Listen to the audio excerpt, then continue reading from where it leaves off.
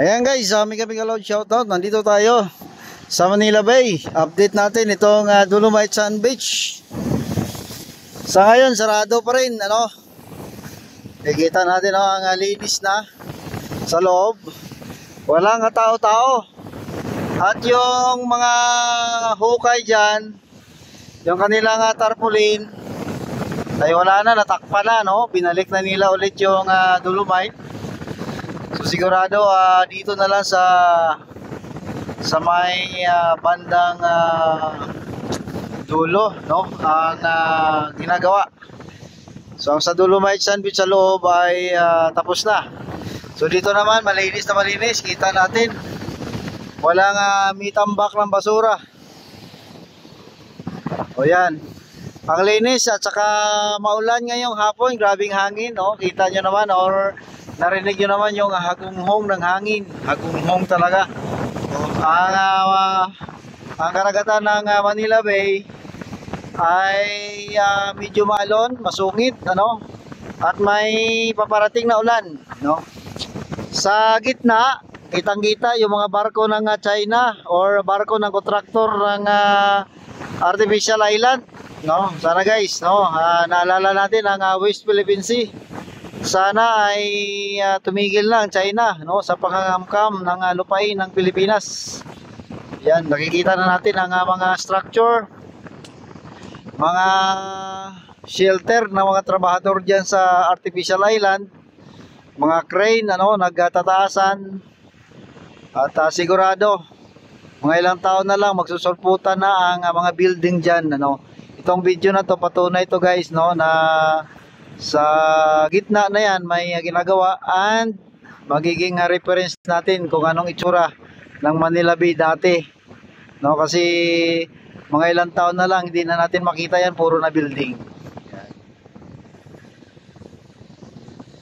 So mahangin, siguro yan ay epekto naman ng habagat, wala naman sigurong bagyo, At dito naman may ginagawa itong ating MMDA or yung estero, no, na kanilang nire-repair dito. Baba tayo at tingnan natin yung butas na yan,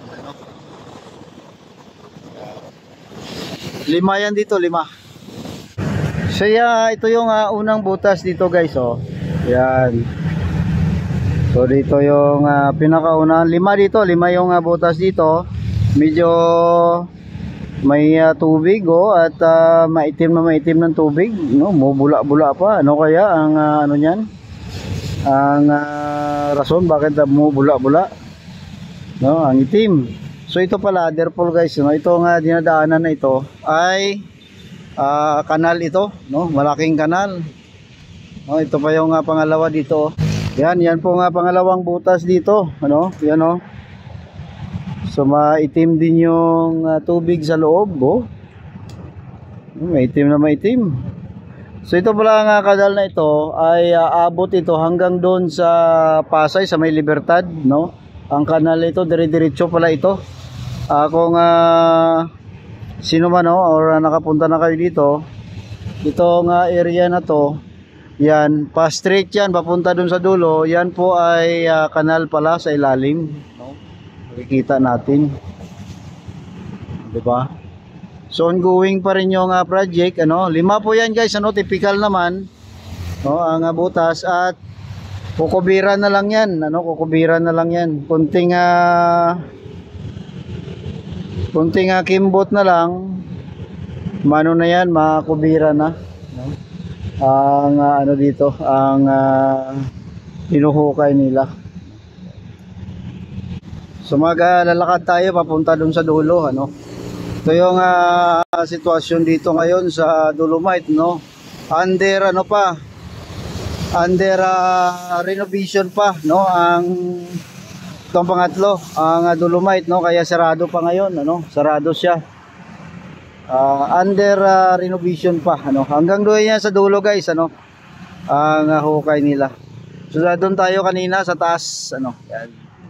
So yan naman ay typical lang guys, no need naman na isa-isay natin, pero yan, sooner or later bubukas na po yan, ang Dolomite Sand Beach, at ma-enjoy na naman ng mga tao ang pamamasyal, ano.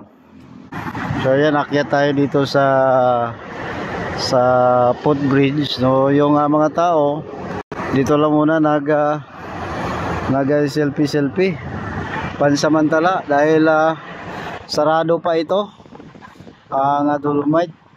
So mas maganda nga yan kasi habang sarado, yung mga tao ay sabik na sabik pumasok. Nakita ko may mga sasakyan dito ng DNR, NCR. So sigurado in-inspection nila. Ngayong araw ay Sabado, Linggo, sorry, Linggo, no. So Linggo po ngayon, kaya walang tao. Ayan. So yan po ano, ang construction, ano, yan ang butas. Yun ang tinignan natin kanina na butas. Yan. So ang mga tubig, kaya guys kaya nila binuksan yan. Kasi dahil nga sa baha, no, dito sa Manila, at ang suspitsa, ito ang dahilan na pinipigil ang tubig, ito yung pinaka-outfall ng mga drainage papunta sa Manila Bay. So ayon sa kanila, ito po ay pumipigil papunta, no, or hindi niya agad papalabas ang tubig, kaya bumabaha, no, sa Maynila. Pero tingnan natin yan kung pagkatapos ito, kung bahain pa rin, no, ang Maynila. So nakaraan kasi guys may bagyo. So abangan natin pag umulan kung bahain pa o hindi na, no, ang Maynila. Kung bahain pa rin, so ibig sabihin hindi yan ang rason ng pagbaha dito sa Maynila. Ayan. So kita natin may backhoe pa dyan. May mga nakita pa akong welding machine doon, ano. May mga trabador pa kasi ito naman guys, ihulog na lang nilang takip na yan, no. Gamit yung backhoe, mabigat kasi yan. So yan yung kanilang gamitin para pang buhat, pang takip dyan. So I think yung kanilang ibang activity tapos naman. At ito na ay kukubiran na lang nila.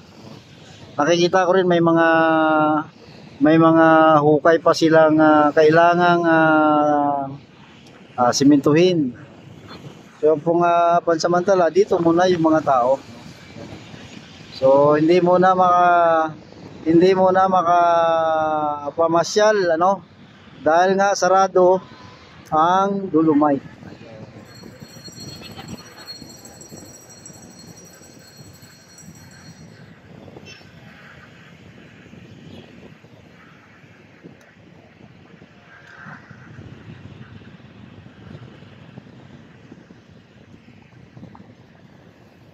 So yan ang update dito guys, ano, sa Dolomite Sand Beach. Salamat po. Paki-like and subscribe po sa ating channel, ano. Salamat guys, mag-ingat po tayo.